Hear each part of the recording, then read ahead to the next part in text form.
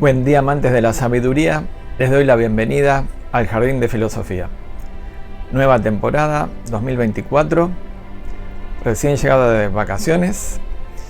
Y esto es un nuevo programa que no estaba previsto, pero surgió justamente durante este viaje, esta inquietud, esta indagación, que titulé El todo y la nada.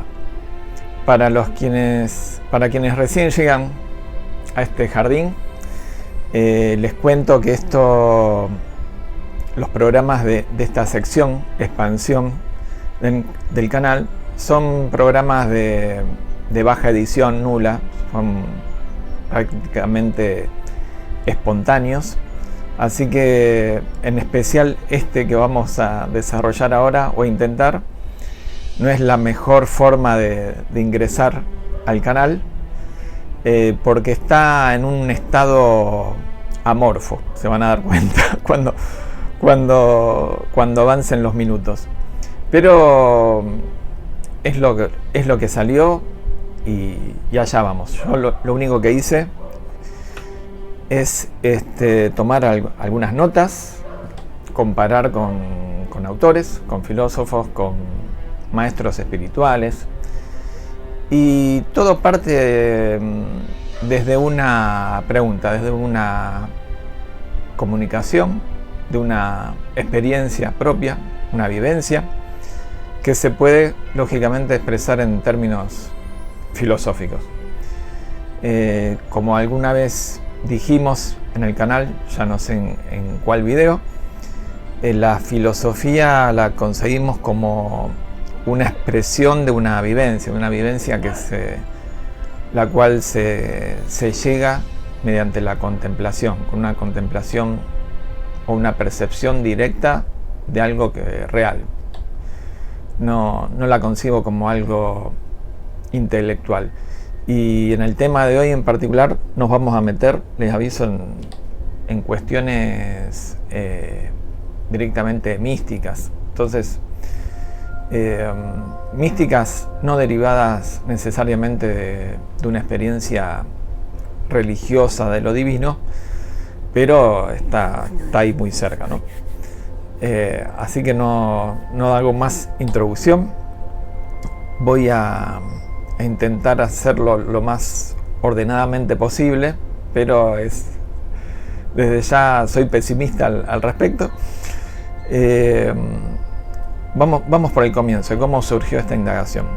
Yo le estaba compartiendo con una interlocutora, una amante de la sabiduría también, una experiencia que había tenido hace bastante tiempo, que me reveló una cuestión de la filosofía de la India, me hizo vivenciar una problemática, una temática de la filosofía de la India, en particular el Advaita Vedanta. Acá les dejo un video, un enlace para que puedan ver de qué se trata el Advaita Vedanta. No es necesario, yo se lo resumo así, este aspecto al menos. En cuanto a que la experiencia, digamos, de la unidad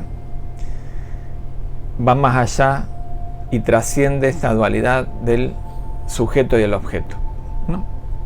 Nosotros solemos considerar que somos como una cosa que está ahí adentro del cuerpo, al menos está extendida esta visión del mundo, que hay un interior y que hay un exterior, y que uno está ahí en algún lugar adentro, lo podemos decir de la mente, el cerebro, le podemos llamar alma, ser, conciencia, pero que es radicalmente diferente de lo que está afuera, lo que es objetivo, ¿no? El mundo en su totalidad.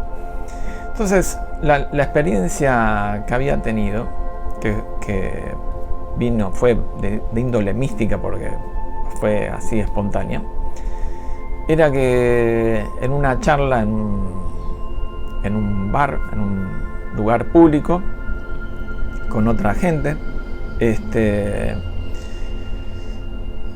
en un momento determinado, sin buscarlo, fue como si se hubiera anulado mi yo y solo quedó eso que estaba contemplando. Eso que estaba contemplando en ese momento era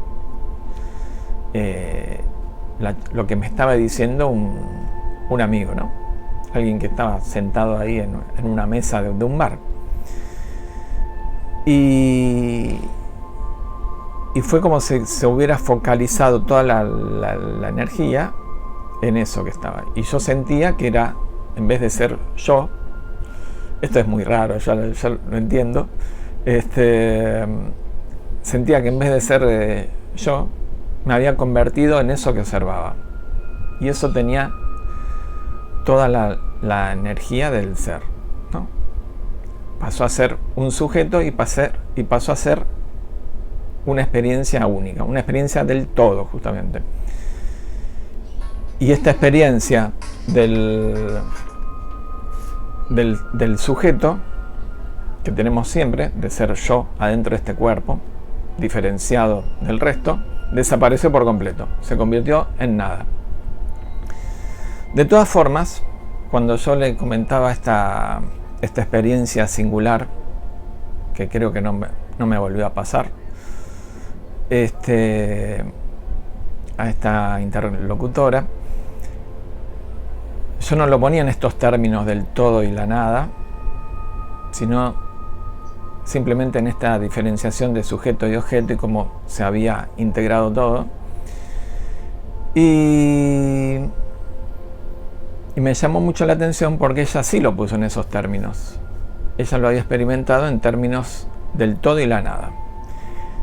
Y esta frase, estos dos sustantivos del todo y la nada, que es justamente todo lo que podemos decir del mundo, lo podemos condensar en esas palabras.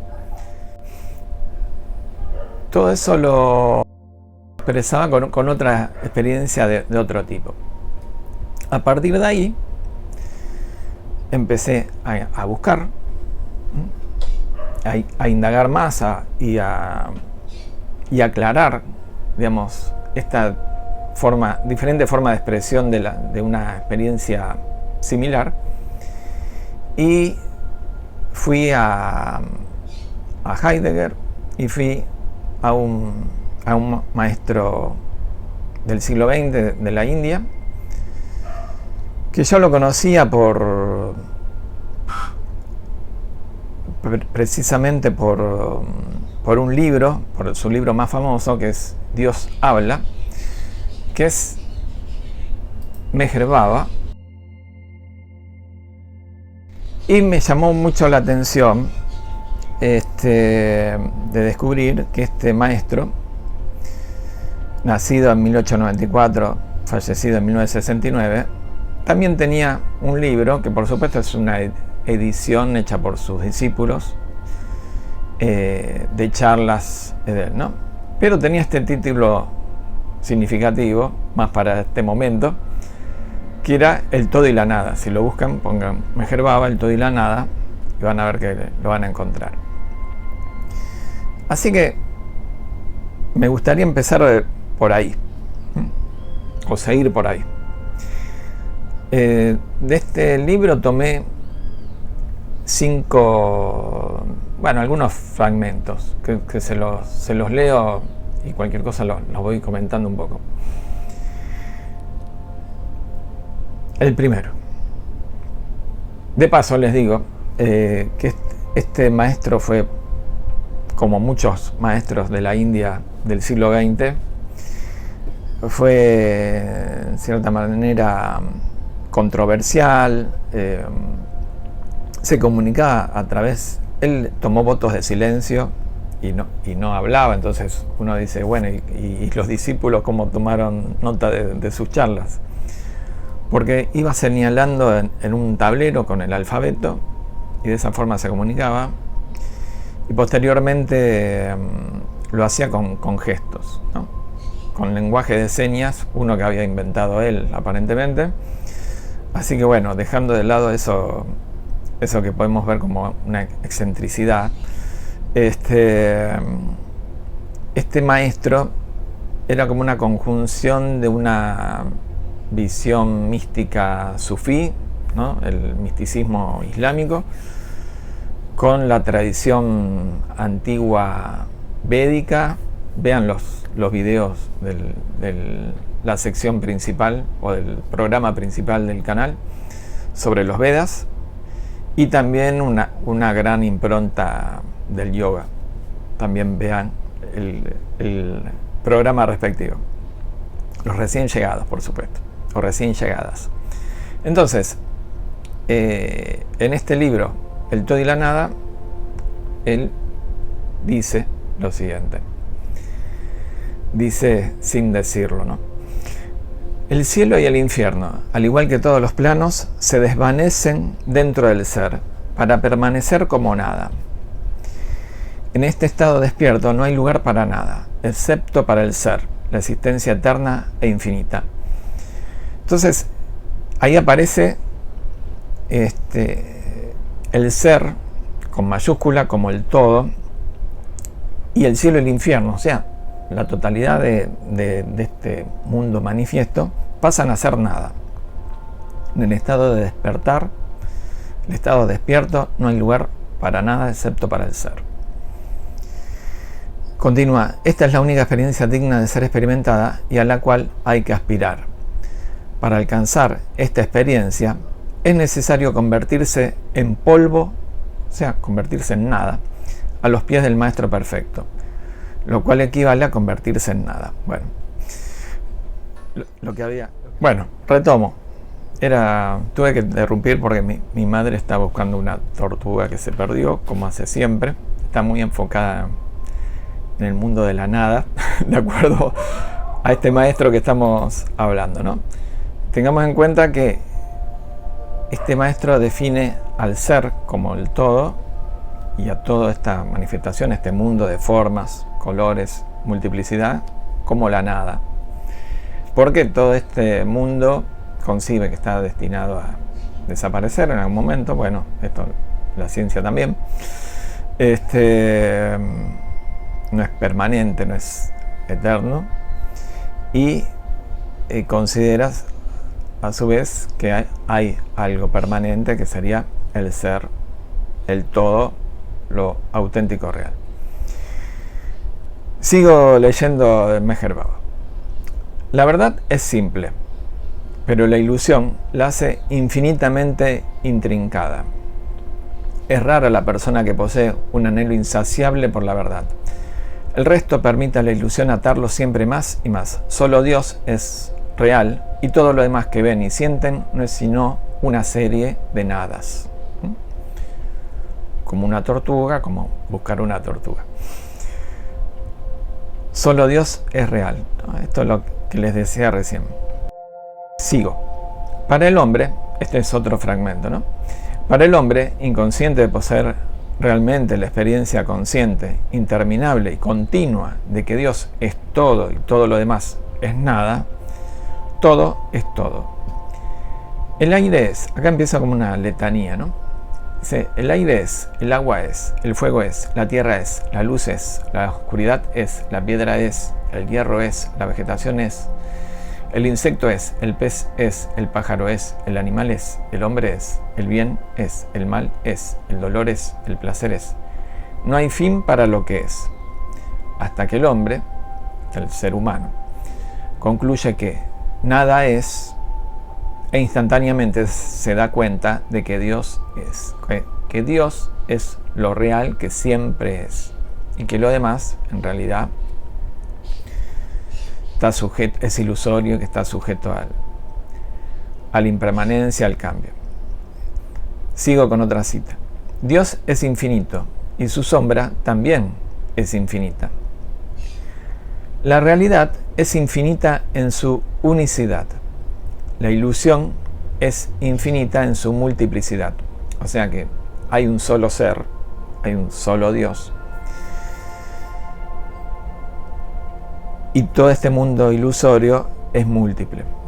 Pero esa multiplicidad es a su vez ilusión, ¿no?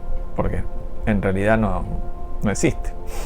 Bueno, la única pregunta que brota de la unicidad del infinito vaga a través de un infinito laberinto de respuestas que son ecos distorsionados de sí misma, resonando desde las formas huecas de la infinita nada.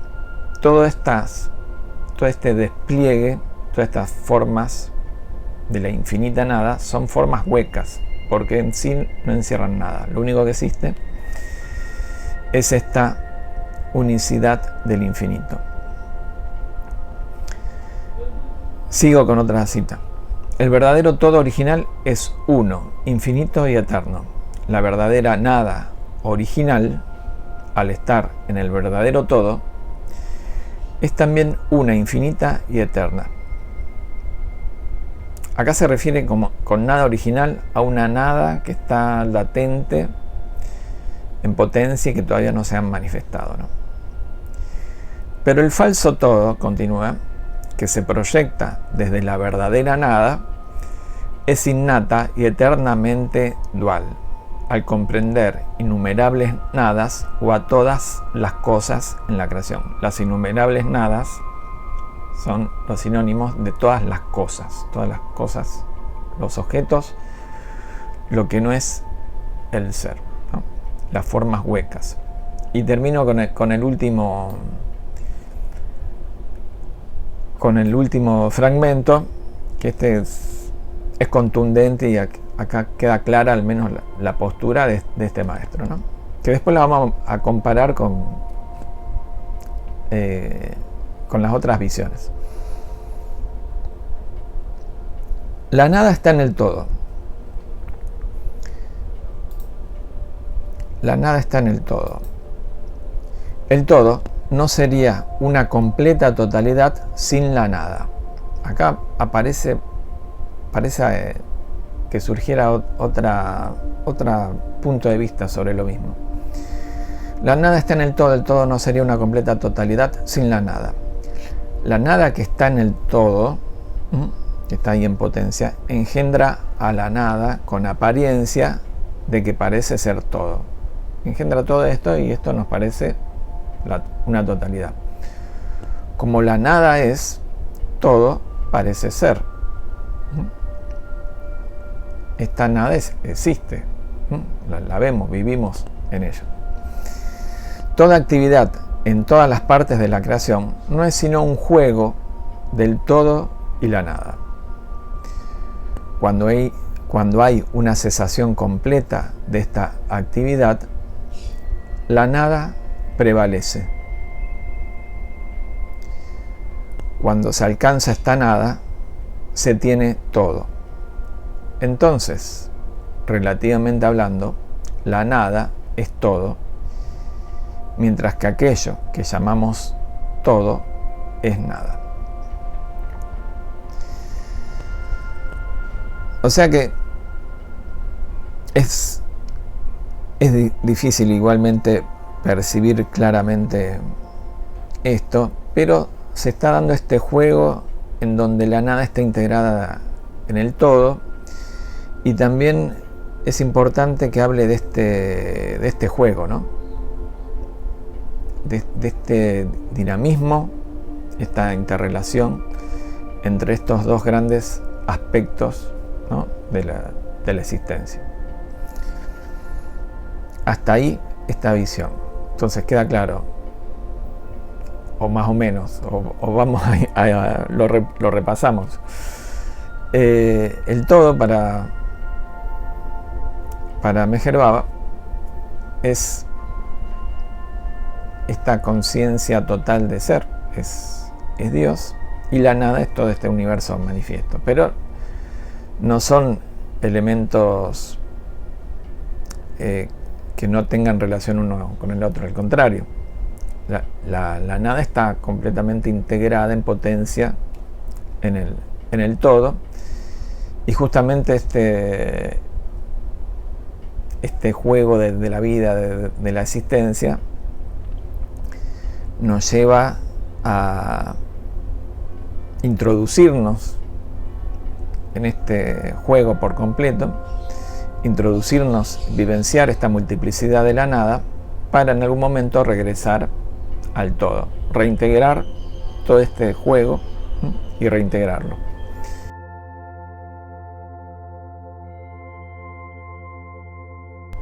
Una parte de la conversación con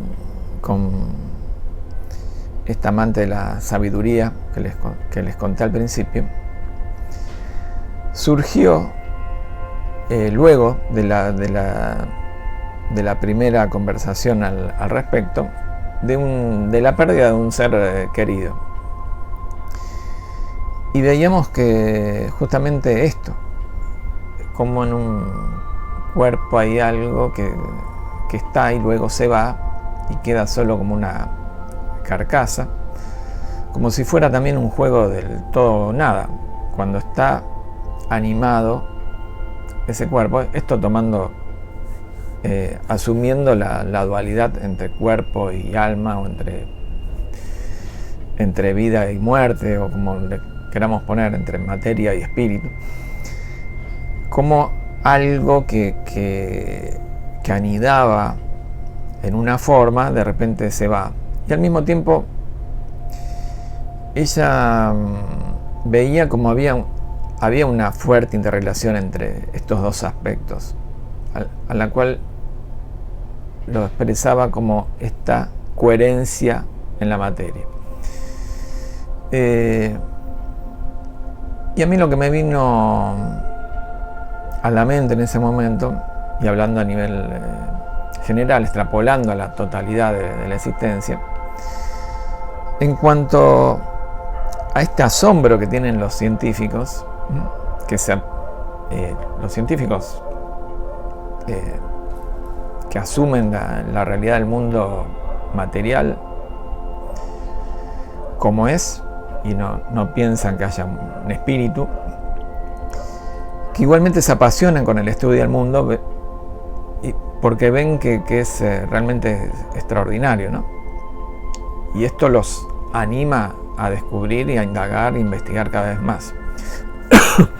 Por el otro lado, los filósofos se sorprenden desde siempre y bueno, y explícitamente desde los últimos 2 o 3 siglos, de este verdadero milagro de que haya algo en vez de nada, de que haya todo esto en vez de nada, porque podría tranquilamente haber nada. En ese caso no nos daríamos cuenta, no habría YouTube, no habría nada, no habría programa, no estaría yo, no estarían ustedes, y sin embargo, bueno, está todo esto, ¿no? Entonces, ¿qué hacemos con esto? Mi interlocutora hablaba de este punto de unión entre el todo y la nada, el encuentro del movimiento del cosmos a través de un observador que pueda aprender de una experiencia vital, o sea, que articulaba estas dos cosas, del todo y la nada, a través de un observador, un sujeto que se concentra en un cuerpo, pero que a su vez está completamente, vive en esa existencia de relación con el mundo, y ahí se puede percibir una integración y abandonar este dualismo exacerbado. Esto lo podemos nombrar como que el mundo alienado en el que vivimos, o en esta alineación en que nos perdemos a sí mismos y nos preocupamos y surgen todos estos conflictos, guerras, preocupaciones, pérdidas, también al mismo tiempo, bueno, la ansiedad por conseguir cosas, que todo eso adviene cuando uno pierde este vislumbre de la totalidad y el sentido de la vida, ¿no? Yo le decía que esa era la historia misma de la civilización, de la cultura. Hacemos todo este despliegue de cosas, de lenguajes y de tecnología y de acciones, entretenimientos, todo todo este mundo que hemos creado los seres humanos, en parte puede ser por esta pérdida de este vislumbre de esa totalidad originaria, por esta pérdida del paraíso. Lo podemos poner en esos términos. Esta salida del jardín del paraíso, volviendo al eje, al núcleo de este canal, el jardín.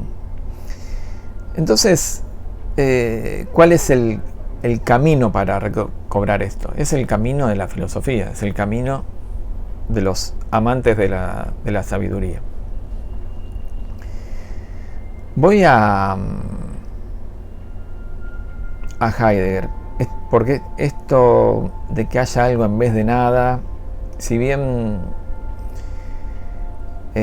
no aparece así, o al menos no me suena que aparezca así nombrado, expresado en Heidegger, pero cuando uno habla del todo y del ser, y de este ser que existe en cuanto que está ahí en relación con el mundo, que de lo contrario no existiría, lo explico de otra forma. Heidegger, esto ya lo hemos visto algo en dos videos, ¿no?, sobre Heidegger que hay en el canal. Uno, la cabaña de Heidegger, que ahí presentamos algo muy leve, y enseñas hacia lo abierto. O sea que si les interesa, vayan ahí. Es imposible dar cuenta de Heidegger y yo soy el menos indicado, pero nos puede inspirar, o al menos lo podemos interpretar de alguna forma, de integrarlo a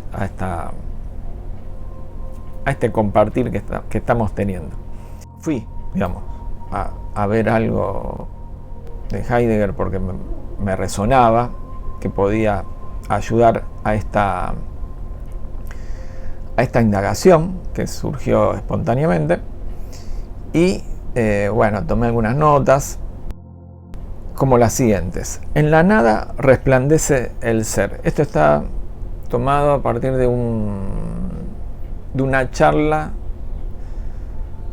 de un programa de la Universidad Católica, creo, chilena, que está en YouTube, que es una entrevista que le hace un señor a Rivera, que Rivera ha realizado a fines del siglo pasado, si mal no recuerdo, una de las mejores traducciones al español de Ser y Tiempo de Heidegger.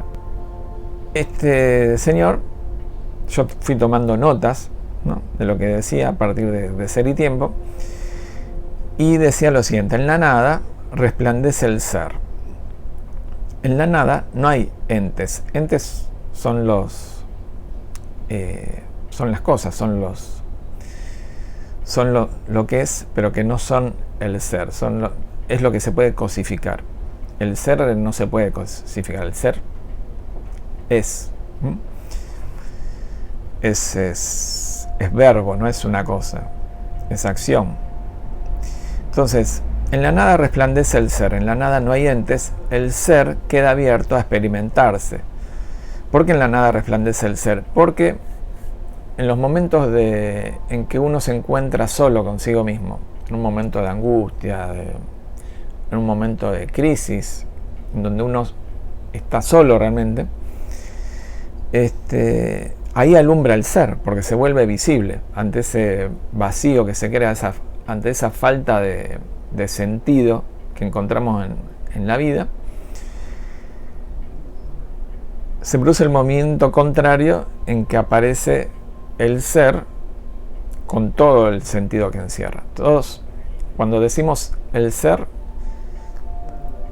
o que nosotros somos, sabemos de qué estamos hablando, pero eso es indefinible, ¿no? El ser es indefinible. Heidegger lo que hace es intentar poner palabras y expresión a esta experiencia que tenemos en forma innata. Entonces, el ser queda abierto a experimentarse. El ser, como lo concibe Heidegger, es justamente este ser que está integrado en la experiencia, en la experiencia de la vida. No hay un ser como lo concebía Descartes, o Descartes,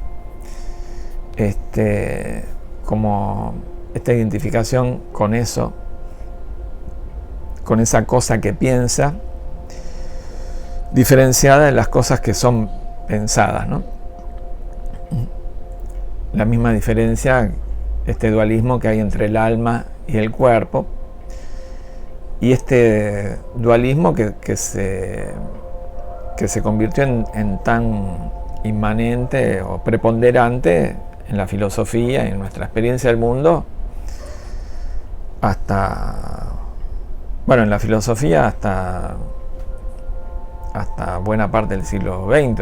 Hoy está bastante puesto en duda eso, en crítica, y se han proliferado otras formas de ver esto, trascendiendo esta dualidad. Y Heidegger es la vanguardia de este movimiento que apunta a disolver esa dualidad. Esta expresión del ser es la apertura plena del ser. Por eso este libro, que se llama Señas hacia lo abierto, del cual hicimos un programa, está hablando de eso.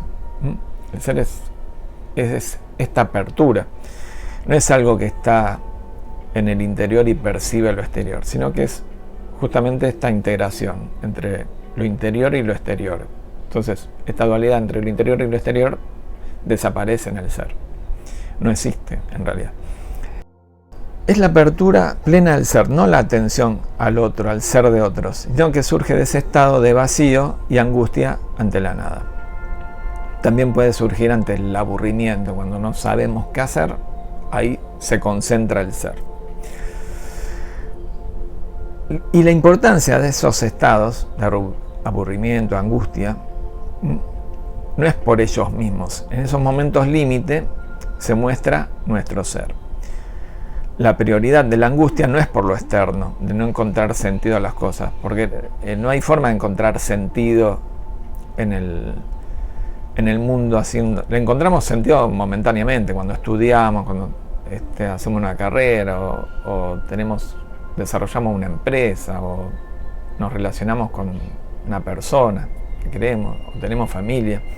Todos estos proyectos que llevamos adelante, que le vemos sentido, en algún momento puede ser que dejen de tener sentido, y hay que surge la angustia, vemos su finitud.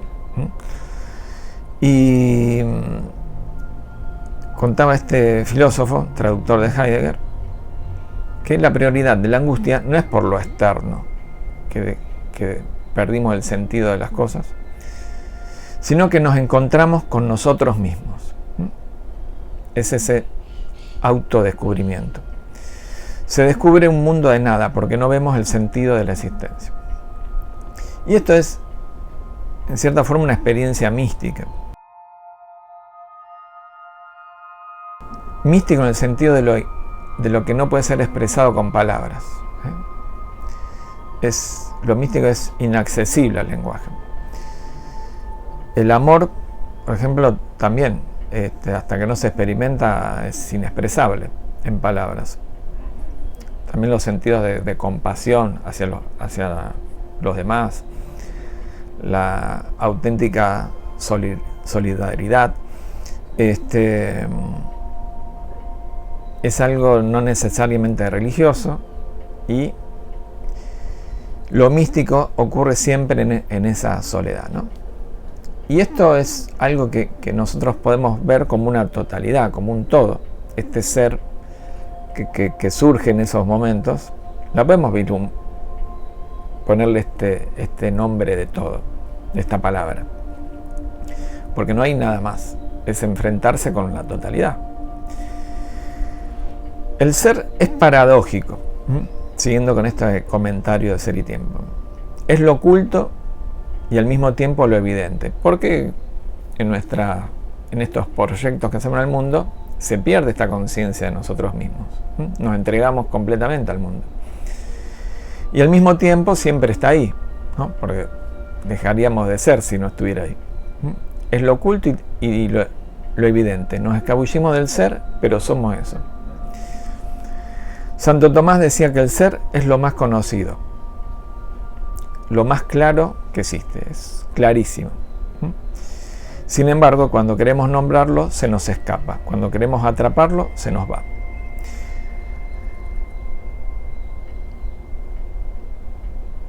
Entonces, la forma de entrar al ser no es por el lado del ente, de la cosa, considerar el ser como un objeto. Es imposible hablar del ser, porque nosotros somos eso. Entonces, Heidegger lo que va a hacer es entrar al ser por sí mismo. Esto que suena fácil, pero que está todo este gran libro explorando toda esta cuestión, que lo podemos poner en una frase. El ser es lo que le da unidad a las cosas, porque todas las cosas son, aún las cosas que denominamos, que podamos sentir como irreales, los fantasmas, los duendes, los gnomos, los dioses, Dios mismo para la gente que no creyente, al menos como una idea falsa, pero también existe. Yo no estoy diciendo con esto nada, simplemente digo que todas las cosas de las cuales podemos hablar son de una forma física o mental, pero existen. Entonces, el ser es lo que le da unidad a las cosas, como nombrábamos antes en las palabras de Meher Baba. El aire es, el fuego es, todo esto es. Bueno, entonces, analizando cómo se descubre este ser, justamente es algo que nos compete a nosotros como seres humanos, analizando nuestra propia existencia, ya que somos conscientes de nuestra propia existencia, de nuestra finitud, porque vislumbramos el futuro y lo racionalizamos. Analizando nuestra propia existencia podemos descubrir este trasfondo todo penetrante del ser. Y aquí es que este todo penetrante del ser se transforma en una experiencia muy viva, intensa, y se descubre el júbilo del ser, el gozo de ser. Ya no es solo asombro de que haya algo en vez de nada, sino que es el gozo de existir. Y esta es una situación radical de la existencia, ¿no? Es un antes y un después y un estado de suprema vida que podemos alcanzar yendo por este camino de la indagación. Cuando nuestra vida normal consiste en hacer lo otro, ver esto, ver toda esta multiplicidad, buscar esto, rechazar otra, pero dejamos de ver que estamos eligiendo, que estamos viendo eso. Dejamos de darnos cuenta que somos eso que ve, que somos eso que actúa y que tiene voluntad, ¿no? Y al mismo tiempo no podríamos decir que es una cuestión de inmanencia y trascendencia, ¿no? No es que el ser, como existen algunas miradas, es trascendente, está más allá del ser humano, ni que tampoco es el ser tal cual lo experimentamos en lo cotidiano, sino que el ser es pura trascendencia en cuanto a que no está encerrado en un globo, en una esfera, ¿no?, dentro de nuestro cuerpo, sino que es pura abertura. Y en esta pura abertura va más allá de la inmanencia y la trascendencia, y al mismo tiempo hay trascendencia, en el sentido de que es pura trascendencia, ¿no? Es esta abertura, esta apertura es la pura trascendencia. Por eso se puede decir que Heidegger concibe al ser humano como excéntrico, que siempre está ahí, en lo saliendo, ex. Y asimismo, como ser puro, sobrepasa a lo humano. Entonces, soy en la medida que estoy abierto al mundo. En el mundo hay cosas, yo tengo que hacer mi ser con las cosas, en esta relación que tengo con las cosas, pero sin perder la conciencia del ser. Bueno, esto se ha tornado denso y largo. Voy a leer simplemente una cita de Heidegger y después hago el cierre con el final de la charla que tuve con esta amante de la sabiduría. Leo a Heidegger de Ser y Tiempo, del comienzo. El ser es un concepto evidente por sí mismo. En todo conocimiento, en todo enunciado, en todo comportamiento respecto de un ente, en todo comportarse respecto de sí mismo, se hace uso del ser. Y esta expresión resulta comprensible sin más. Uno entiende a qué nos referimos cuando decimos que esto es un lápiz. Esto es un lápiz, sabemos qué quiere decir es, y así con todo. Cualquiera comprende el cielo es azul, o soy feliz, y otras cosas semejantes. Sigue escribiendo Heidegger. Sin embargo, esta comprensibilidad de término medio no hace más que demostrar una incomprensibilidad. Esta incomprensibilidad pone de manifiesto que en todo comportarse y habérselas respecto del ente en cuanto ente, subyace a priori un enigma. El hecho de que ya siempre vivamos en una comprensión del ser y que al mismo tiempo el sentido del ser esté envuelto en oscuridad, demuestra la principal necesidad de repetir la pregunta por el sentido del ser. ¿Cuál es el sentido del ser? Eso es lo que se va a preguntar Heidegger. Va a retomar esta pregunta de la filosofía y la va a reconfigurar. Entonces, ¿por qué fue a Heidegger? Sería difícil decirlo, pero bueno, me sonó esto del ser como una totalidad, como el todo o nada. Sin el ser no hay nada. Los entes por sí mismos existen porque el ser anida, porque el ser anida en todos ellos. Entonces es un juego de todo o nada. Entonces volvamos a esta indagación compartida.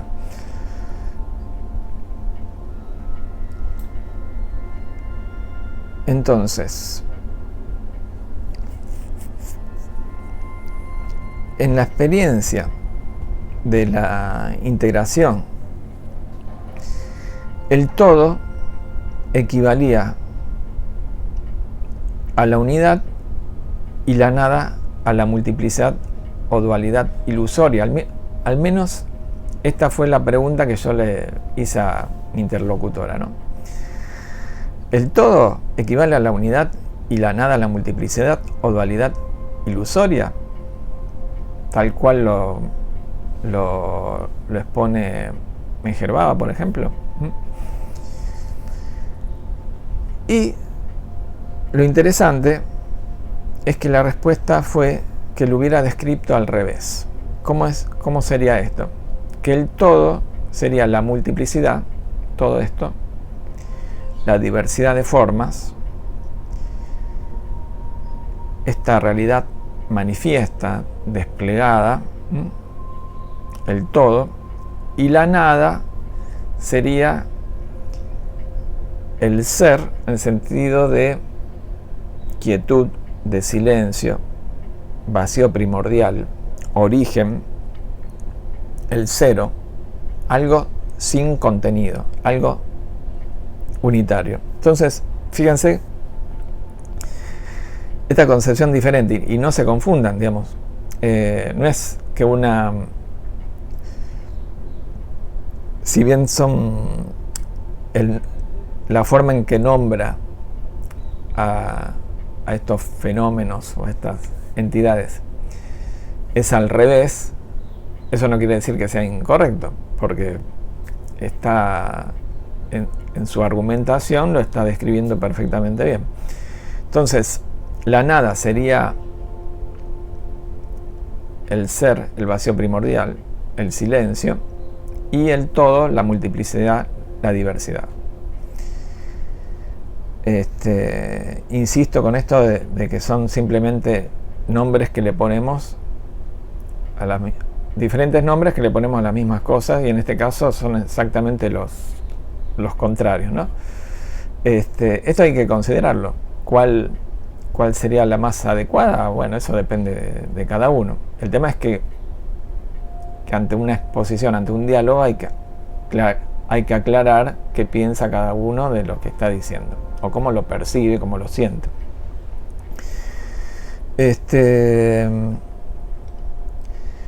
Entonces, continuando cómo había sido esta experiencia, esta vivencia, a partir de que era una respuesta ante la comunicación de esta primera experiencia que había tenido hace bastante tiempo atrás, de esta disolución de la dualidad entre sujeto, entre yo y el objeto, o sea, todo esto.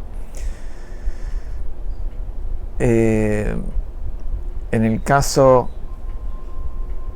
de esta otra visión, de esta otra experiencia, lo habían comenzado a sentir en su interior como una energía pura, y que eso llevaba a que surgía como de este estado acá estoy interpretando, de lo sin forma, y se reflejaba en el mundo con una acción definida. O sea que este juego que podía también vislumbrar a Heidegger, este ser que es una apertura, es una pura trascendencia de la apertura.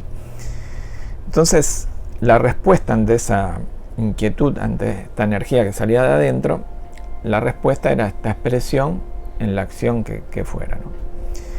Y esto a su vez lo integraba a la energía masculina y femenina, como podría aparecer en el símbolo taoísta del yin y el yang. Lo masculino como el vacío, como la nada originaria, en potencia, y lo femenino como este juego del despliegue. Así tal cual se describe en el Shaivismo de Cachemira, que este año sí o sí vamos a hacer el video continuando la serie de filosofía de la India, la tercera serie final. Entonces, este estado de vacío que describía como la nada, sentía que era el cero, la quietud. Entonces estaba ahí observando ese estado, y al mismo tiempo ese interior era todo lo que había, como si no hubiera nada afuera, o como si uno fuera todo lo que existe. Había un ser que se sentía como el todo, pero a su vez anidaba en ese vacío que era la nada. Entonces había una integración de todo y la nada. Y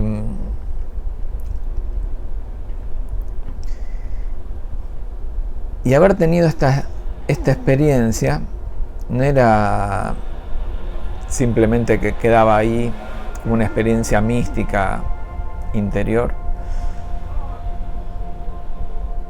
de la misma forma que que quedó en mi memoria, ¿no? Esta experiencia que había tenido hace tantos años que nunca la había comunicado, sino que en el caso de esta persona con la cual hablaba, eso significó un cambio potente en su expresión, porque justamente estaba integrando este mundo interior con el exterior, y dejaba de tener sentido esta división, esta dualidad, ¿no? Entre interior y exterior. Y las acciones que surgieron a partir de esta experiencia fueron completamente espontáneas y no dependientes de una voluntad o de una decisión, porque cuando uno tiene experiencia de esta totalidad, esto se expresa en la existencia de forma, diría, hasta impersonal, ¿no? Espero haber sido fiel a la comunicación de esa experiencia. Espero, pero sé que no lo fui, pero se puede. Yo estoy convencido de que es inspirador, y que todas estas experiencias que son más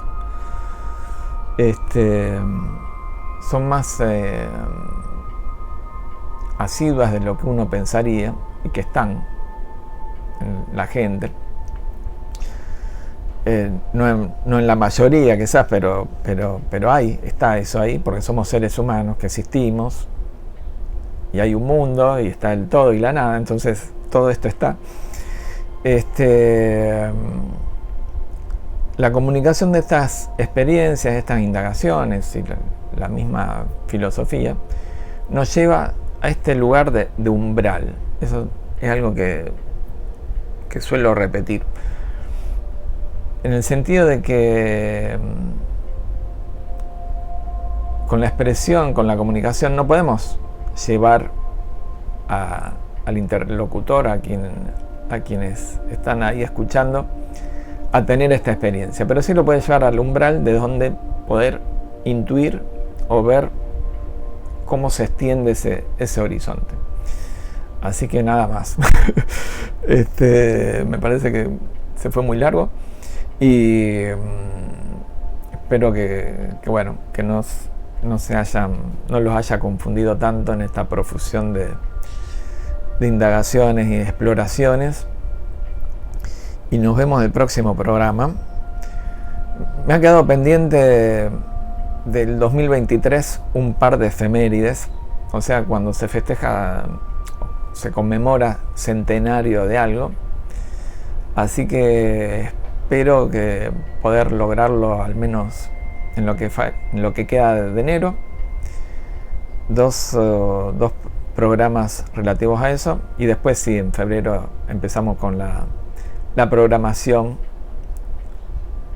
del 2024, que vamos a retomar algunas series que no las pude seguir el año pasado, y seguimos en este jardín de la filosofía.